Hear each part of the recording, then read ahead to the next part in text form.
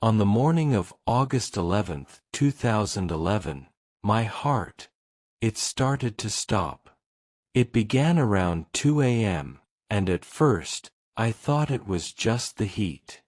I had been working the night shift, but when I realized what was happening, I somehow made it through the rest of my shift.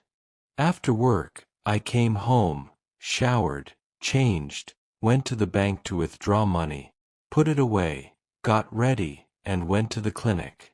I was prepared. I wanted to see my mother. Since I was 23, I had been searching for her. There were three things I had always feared in life: the Almighty, losing my mother, and dentists. When the Almighty took my mother, dentists no longer scared me. At the hospital, they placed me in a chair. The doctor shouted at me to keep talking and not close my eyes, but I felt like I didn't want to speak anymore. I remember physically how they were around me, hooking me up to all the machines. Then, strangely, I saw myself from above, watching everything happen, like looking at a scene from a video. Some machines didn't attach properly, and they shaved half my head.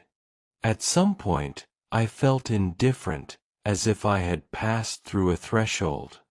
There were no tunnels, no light, just a click, and everything around me was indescribably beautiful.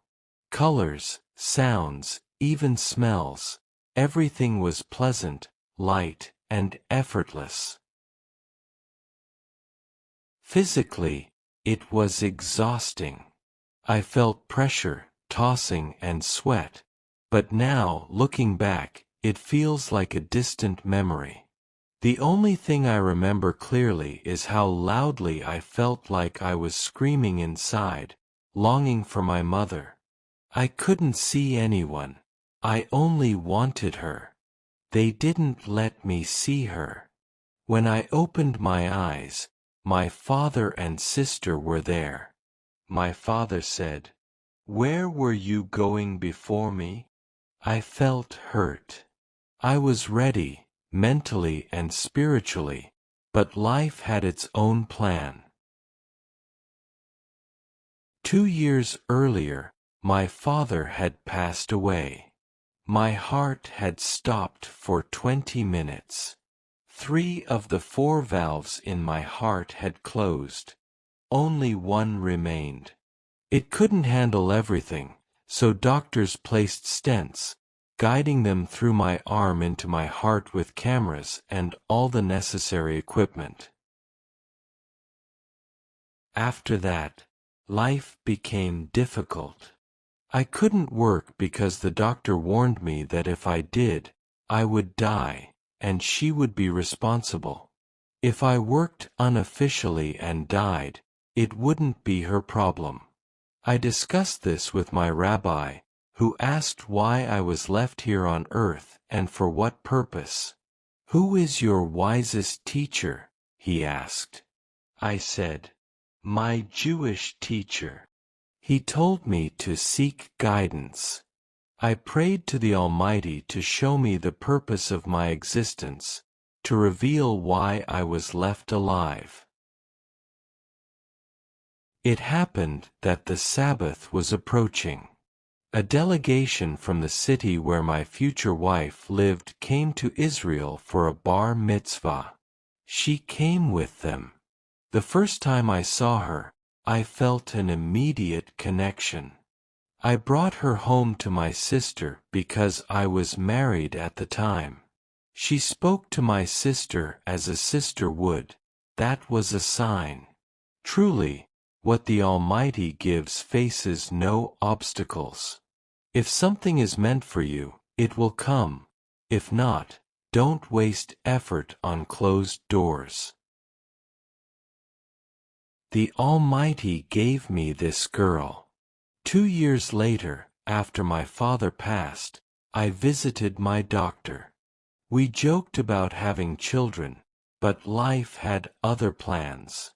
My eldest son asked me once, "Dad, if you were wiser, would you have married differently?" I told him no. Happiness lies elsewhere. The Almighty sends souls into this world, planning their paths 40 days before conception, giving them the qualities they need. My children inherited what they needed from me and their mother to walk their own paths. My eldest daughter is 31. The youngest is 4.